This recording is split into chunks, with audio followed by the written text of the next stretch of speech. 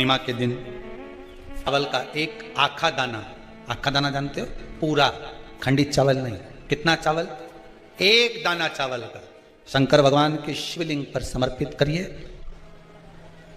एक बेलपत्र जिसका डंडी का मुख अपनी ओर हो, जहां से चावल चढ़ाया है, उस चावल के ऊपर अपनी कामना कर कर रख दीजिए और चंद्रमौली भगवान का स्मरण करिए। कौन से भगवान? शंकर भगवान का सर्वश्रेष्ठ सुंदर नाम है चंद्रमौली।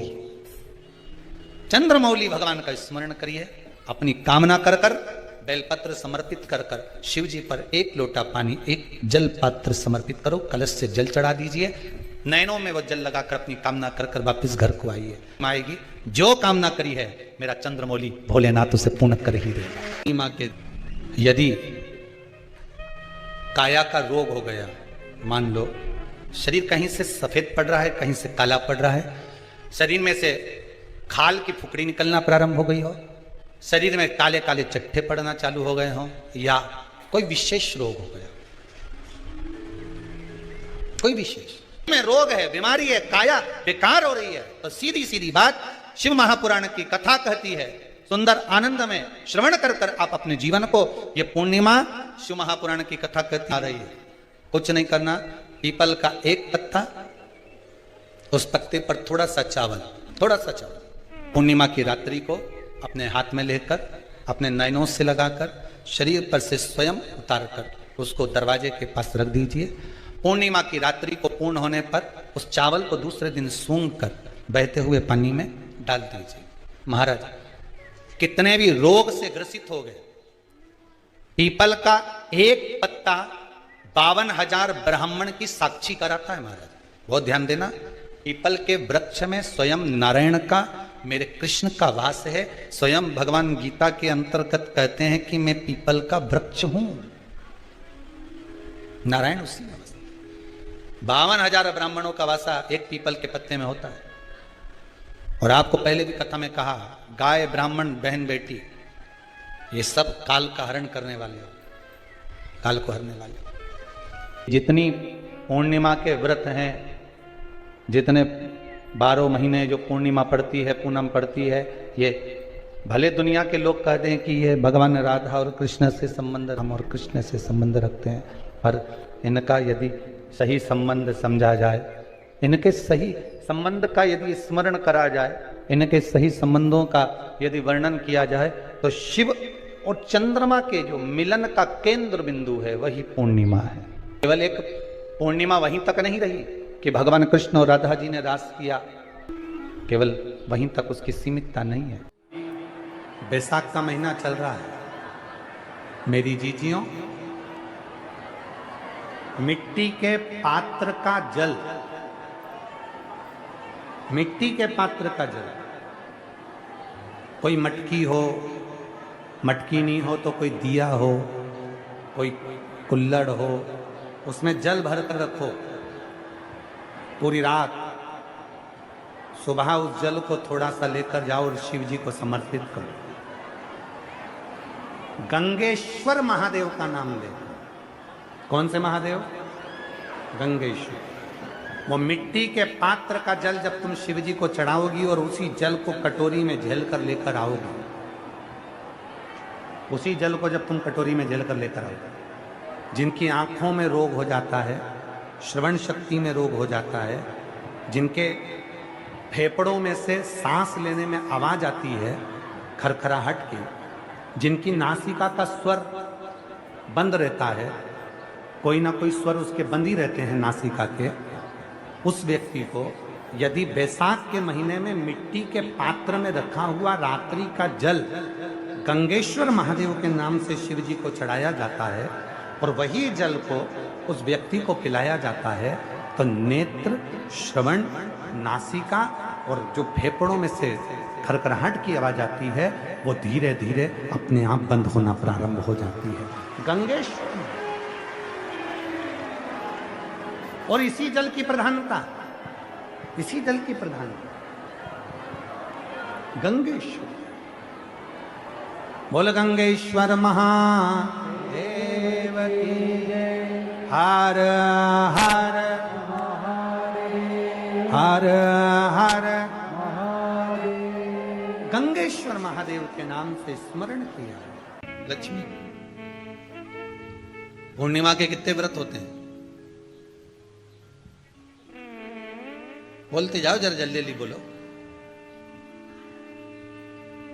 पूर्णिमा के नारियों को, स्त्रियों को अखंड सौभाग्य के लिए, जो नारी वैधव्य नहीं होना चाहती है, उस नारी को पूर्णिमा के कितने व्रत करना चाहिए?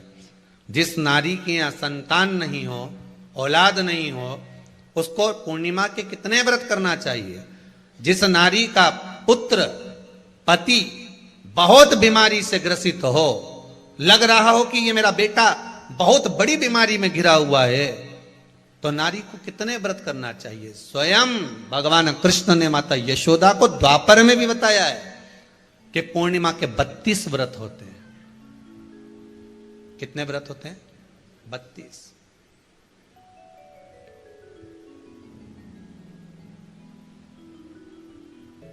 कि नारी वैधव्य होकर ना मरे।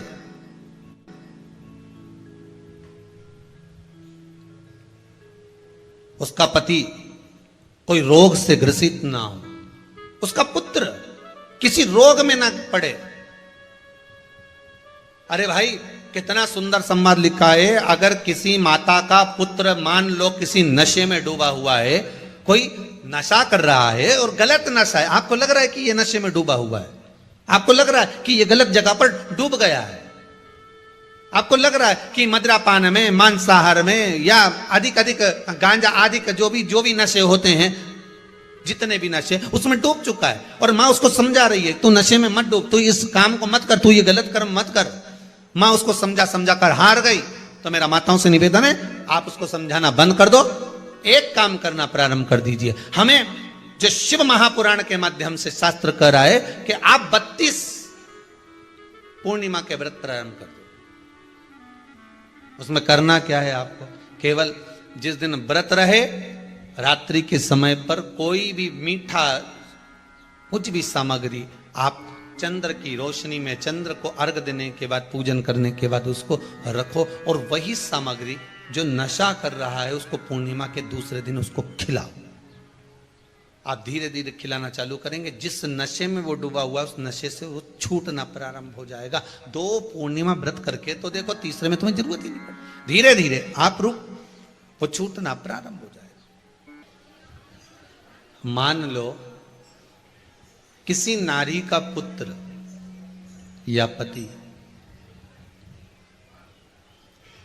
रोग से ग्रसित हो,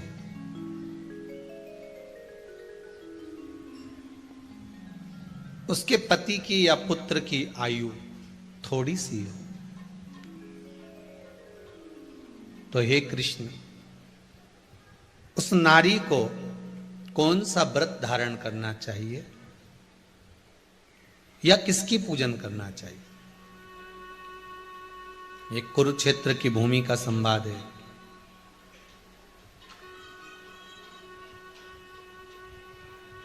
भगवान कह रहे हैं, मां, अगर नारी अपने पुत्र और अपने पति के लिए, उसकी उम्र की वृद्धि के लिए, रोग मुक्ति के लिए, विश्व के ताप को कम करने वाले चंद्रदेव की आराधना पूर्णिमा के व्रत को धारण करती है, तो नारी उस व्रत के प्रभाव से अपने पुत्र और पति की बीमारी को, रोग को हर लेती है।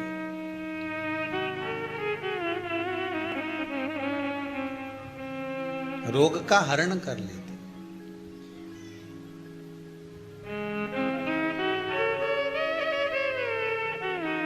महाराज, जो बच्चा बुद्धि से विकलांग हो, विद्या में कमजोर हो, परीक्षा हॉल में पेपर देते समय भूल जाता हो,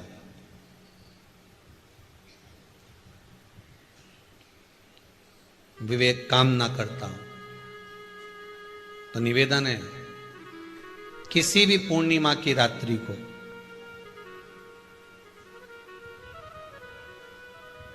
बारह बजे गाय के, गौ माता देसी गाय के जो 4 थन होते हैं, उन 4 थन में से जो आगे के थन होते हैं, 2 पीछे की ओर होते हैं, 2 आगे की ओर होते हैं, तो जो आगे के 2 थन हैं उस थन का दूध निकलवा लिया जाए और उस दूध का कोई भी मीठा पदार्थ बनाओ तो ठीक है, ना बनाओ तो उसी दूध में शक्कर मिलाकर पूर्णिमा की रात्रि को, जो विवेक से कमजोर हो, बुद्धि से कमजोर हो, या याद करा हुआ सब भूल जाते हो, या आपके लिए भी है कोई चीज रखते हो भूल जाते हो, विवेक याद नहीं रहता, बुद्धि में इतना प्रबल बल नहीं आ पाता, याददाश्त कमजोर होती चली जा रही, तो किसी भी पूर्णिमा की रात्रि को 12 बजे गाय के आगे के 2 थन का दूध, उसमें कोई पदार्थ शक्कर गुड़ कुछ भी मिलाकर भगवान के चंद्रदेव की साक्षी में उसको पिला दिया जाए। महाराज बार बार पिलाने की जरूरत ही नहीं पड़ेगी, एक ही बार में काम कर जाएगा और विवेक पूर्ण तरह से कार्य करने लगेगा। देसी गाय के आगे के 2 थन का दूध बड़ा प्रबल होता है।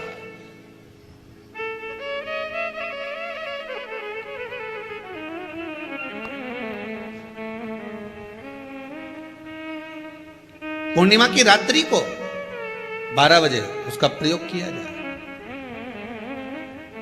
आप उस दूध को निकाल लो शाम के समय, रात्रि के समय ग्वाले से कहकर, जिसके यहां पर देसी गाय हो वहां निकलवा कर उसको रखा जाए, उसका पान करा जाए। महाराज रोग बीमारी में प्रबलता, तो मां यशोदा जी जग कल्याण के लिए पूछ रही है, संपूर्ण विश्व के कल्याण के लिए।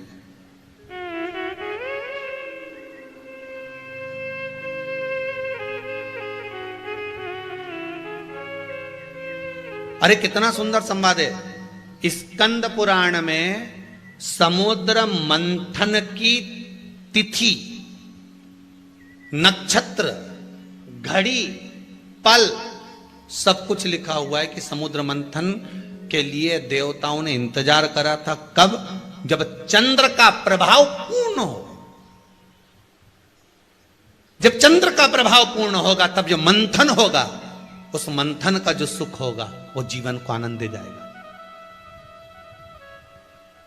हो सकेगा तो कल की कथा में मंथन के लिए जो समय स्कंद पुराण में कहा गया कि ये समय में चंद्र प्रबल होगा, उस चंद्र की प्रबलता में मंथन का कार्य प्रारंभ करा जाए। देवता और राक्षस मिलकर मंथन करें। कल की कथा में वो पल, वो समय भी बताएंगे कि स्कंद पुराण में ये जगह पर ये चीज लिखी है।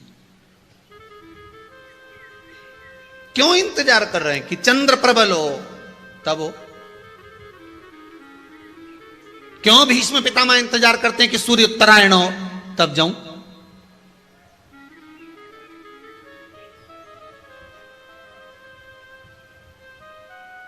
जब देवता 33 कोटि देवता उस चंद्र के इंतजार में रहते हैं कि ये चंद्र प्रबल होगा तब जाकर ये चंद्र यहां पहुंचेगा, तब जाकर हम मंथन करेंगे, तब जाकर वो अमृत मिलेगा और उस अमृत को देवता धारण करेंगे तो वो आनंद पा जाएंगे।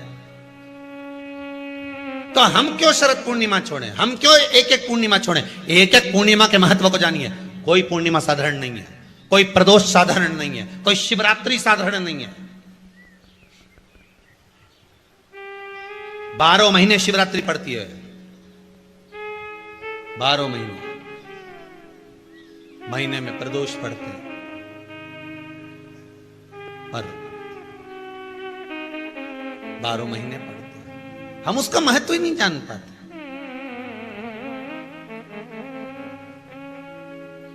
कौन से प्रदोष पर क्या करना है, कौन सी पूर्णिमा को क्या धारण करना है, कौन सी शिवरात्रि पर। कई लोगों को तो यहां तक नहीं मालूम था कि भाई श्रावण के महीने में भी शिवरात्रि आती है। वो तो बस लोगों के कि शिवरात्रि का पूजन हुआ, तो उसका स्मरण क्यों छोड़े हम? अगर ये वेद और शास्त्र ब्राह्मणों को दिए गए हैं, ये वेद और शास्त्र विद्वज्जन को दिए गए हैं, तो इसका स्मरण होना चाहिए कि हम निकालकर जनमानस तक ये चीज पहुंचाएं कि हमें इस दिन ये पूजन करना है। उसका स्मरण होना चाहिए।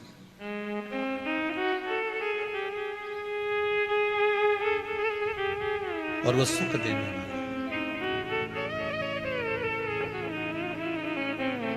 भगवान कृष्ण से यशोदा जी ने पूछा तो भगवान कृष्ण ने कहा, मां, पूर्णिमा का व्रत अगर नारी 32 पूर्णिमा धारण कर लेती है तो वो नारी बेधव्य होकर नहीं जाती।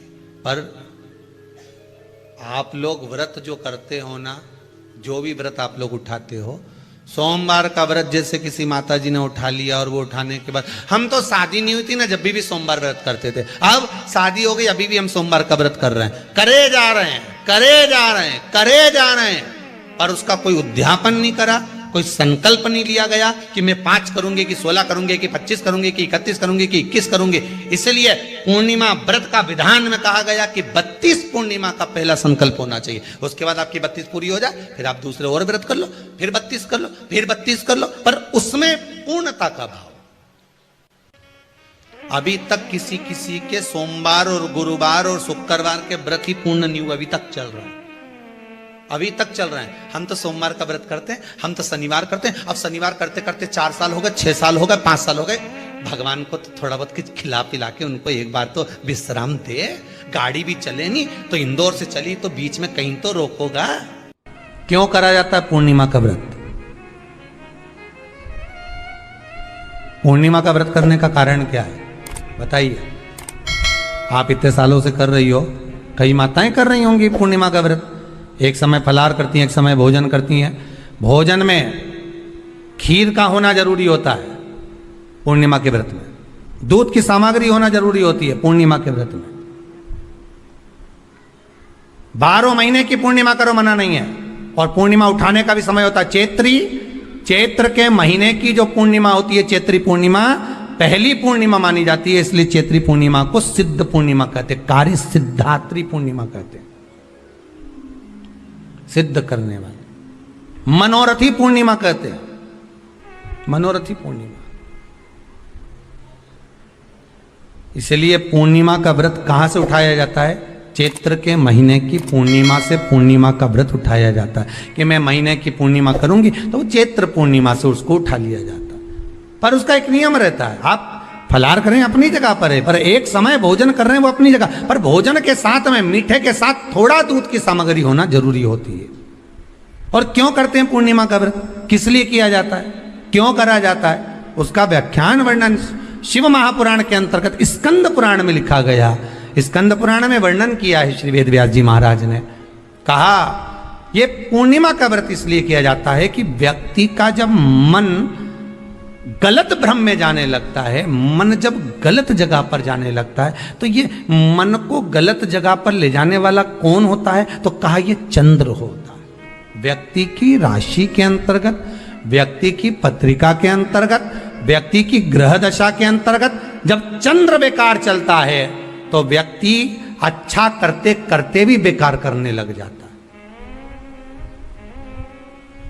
चंद्र डोल रहा है। कई माताएं कहती हैं गुरुजी हमारे बेटे को आशीर्वाद दीजिए, बहुत गलत संगत में जा रहा है, मतलब समझ जाना कि चंद्र गड़बड़ जा रहा है। बेटी अगर गलत मार्ग पर जा रही है, बेटी अगर गलत संगत में जा रही है, किसी अन्य व्यक्ति की ओर आकर्षित हो, चंद्र गड़बड़ हो रहा है, उसका चंद्र कहीं जा रहा, कोई पुरुष कोई लड़का कोई गलत मार्ग पर जा रहा है, चंद्र गड़बड़ हो रहा।